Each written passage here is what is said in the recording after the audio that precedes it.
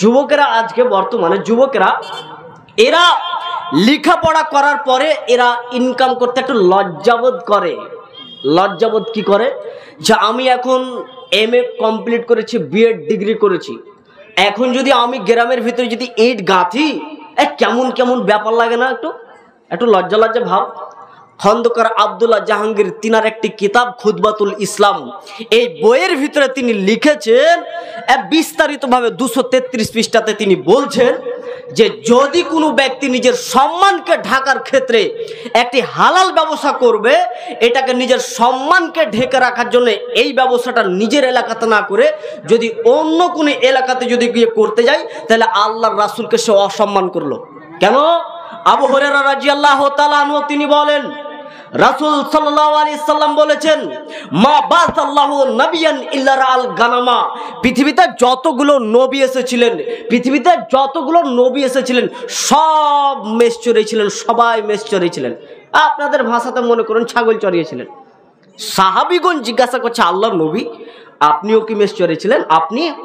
তখন আল্লাহ বলছেন, হ্যাঁ, আমি মক্কাবাসীদের পারিশ্রমের বিনিময়ে আমি মেষ চড়িয়েছিলাম, ছাগল চড়িয়েছিলাম। এই যে দেখেন, আল্লাহ রাসূল নবুয়ত লাভ করার পূর্বেকার সব আরবের বুকের সবাই জানতো, মক্কাবাসীরা সবাই জানতো এই মুহাম্মাদের মতো এর মতো আর চরিত্রবান লোক কেউ নেই।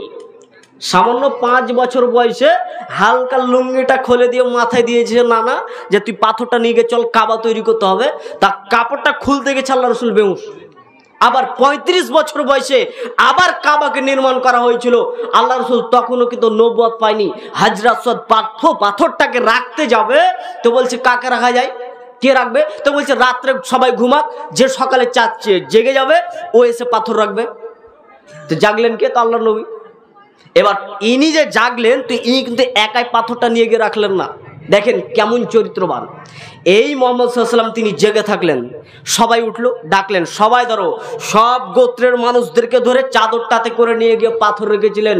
এখনো কিন্তু তিনি নবুয়ত পাননি। মানে নবী হওয়ার আগেই সবাই জানতো যে মুহাম্মাদের মতো চরিত্রবান লোক আরবের বুকে নেই। এই নবী মুহাম্মদ সাল্লাল্লাহু আলাইহি ওয়াসাল্লাম তিনি নিজের সম্মানের দিকে খেয়াল করেনি। হালাল ব্যবসা যে তিনার টাকার বিনিময়ে তিনি মেষ চড়িয়েছিলেন। তোমার ডিগ্রির মুখে আমি লাথি মারি। যেই ছেলেটা বলছে আমি রাজমিস্ত্রি করতে পারি না, যেই ছেলেটা বলছে আমি কুলিগিরি করতে পারবো না, যেই ছেলেটা বলছে যে আমি রিক্সা চালাতে পারবো না, ওই ছেলেটা আবার দেখেন শিলিগুড়িতে গিয়ে কেরালাতে গিয়ে আবার রিক্সা চালায়। এই লোকটি কিন্তু নিজের সম্মানকে ঢেকে সে কিন্তু যাচ্ছে, সে বলছে আমি ডিগ্রি অর্জন করেছি। যে জি না, এভাবে নাই। তবে বিদেশে কাজে যেতে হলে আপনার উদ্দেশ্য নিতে হবে একটু টাকা বেশি হয়, যাই তাই জন্য টাকা যদি বেশি হয় সেখানে গিয়ে তাহলে যান, ভালো। কিন্তু আপনি যদি বলেন আমি এই দেশে এটাই কাজ করব, আর লোকের কি বলবে, এই লোকে যদি কি বলবে, তাহলে দেখো নবী দাউদ আলাইহিস সালাম নিজে তিনি নিজের হাতের উপার্জন করা তিনি খেতেন। আয়েশা রাদিয়াল্লাহু তাআলা আনহা তিনি বলেন, কানা আসহাবুর রাসূলিল্লাহি সাল্লাল্লাহু আলাইহি সাল্লাম উম্মালা আনফুসিহিম, যে আল্লাহ রাসূলের যতগুলি সাহাবী ছিল সবাই নিজের শ্রমিক ছিল, শ্রম করে সবাই খেতেন। তাহলে সাহাবী কি? আরে আমার কথা তো বাদ দেন, আমাদের মাওলানা সাহেবের কথা বাদ দেন, আমরা কি দামি?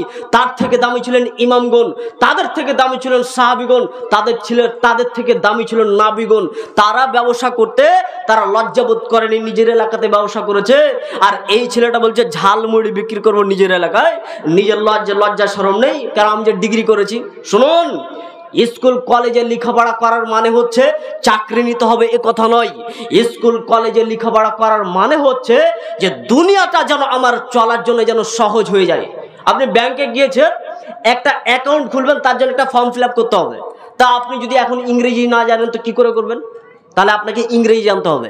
আপনি ট্রেনে চেপে গেছেন, আপনি যাবেন মুম্বাই, তো আপনি ট্রেন স্টেশনে বোর্ডে লেখা আছে যে হ্যাঁ এটা একটা স্টেশন, আপনি যদি না পড়তে জানেন তাহলে কোথায় যাবেন? তাহলে আপনাদেরকে পড়তে হবে। আরবি আমরা কেন পড়বো? দিন শেখার জন্য। কেন? আমাদের নামাজ সুন্দর করতে হবে, আমরা শ্যাম কিভাবে রাখি এটা আমাদের সুন্দর করতে হবে। এর জন্য আমরা এই দিনের শিক্ষা করি। আর দুনিয়াবী শিক্ষা আমাদের দুনিয়াতে আমাদের প্রয়োজন রয়েছে, এই জন্য শিক্ষা করি। শিক্ষা করতে হবে, আমি নিষেধ করি না। তবে আমি তোমাকে বলতে চাচ্ছি একটা ইঁদুরের মতো হও। বলে ইঁদুরের মতো কেন? ছোটবেলাতে যখন ছোট ছিলাম তখন ইঁদুরের গর্ততে আমি পানি ঢালতাম, আপনারাও ঢেলেছেন। ইঁদুর যখনই বের হবে তখনই আমরা মারি। তো ইঁদুরের গর্তে পানি ঢেলেই যাচ্ছি, ঢেলেই যাচ্ছি, ঢেলেই যাচ্ছি, ইঁদুরই নেই। এক খানিক পরে দেখছি তো এদিক দিয়ে পানি, এদিক দিয়ে পানি, এদিক দিয়ে পানি, মানে ইঁদুর বের হয়ে চলে গেছে। মানে ইঁদুর সে তার নিজের জানকে বাঁচানোর জন্য অন্তত 3-4টা সে রাস্তা করে রেখেছে। এই ছেলেটা ডিগ্রি অর্জন করে 30 বছর বয়স হয়ে গেছে, মানে চাকরি সব কমপ্লিট একদম। আমার মতন নাম্বারের কারণেই চাকরি পাই না। 30 বছর বয়সে ও বিয়ে কখন করবে? ও ছেলের বাবা হবে কখন? তার জন্য আমি বলছিলাম যুবক তোমাদেরকে শোনো, তোমাদেরকে ব্যবসা করতেই হবে, করতে হবে নয়, তোমাদেরকে ব্যবসা করতেই হবে। আর বিয়ের পূর্বে তোমাদেরকে ক্ষমতা লাগবে, আর ক্ষমতার নামই হচ্ছে তোমাদের টাকা উপার্জন করার ক্ষমতা, স্ত্রীকে শাসন করার ক্ষমতা। আল্লাহ নবী বলেন, ইয়া মাশরা শাবাব মান ইসতাতা মিনকুমুল বাত ফালিয়াতাজাওয়াজ। হে যুবক দল, তোমাদের যাদের ক্ষমতা আছে তারা যেন বিবাহ করে। ক্ষমতা মানে মোহর দেওয়া লাগবে, স্ত্রী পেশাব পায়খানার ব্যবস্থা করে দিতে হবে, স্ত্রী বৈঠকখানা দিতে হবে, একটা মেহমানখানা দিতে হবে, এবং তোমাকে শারীরিক ক্ষমতা লাগবে। এরই নাম হচ্ছে ক্ষমতা। তুমি ওই লেখাপড়া করতে করতে সেই দিকে একদিকে তুমি ভরসা করে থেকে গেল কেন? তুমি একদিকে যদি ভরসা করে থেকে যাও তাহলে অন্যদিকে তোমার আর বাঁচার পথ থাকবে না, ওখান দিয়ে তোমাকে বের হয়ে আসতে হবে, মরে যাবে।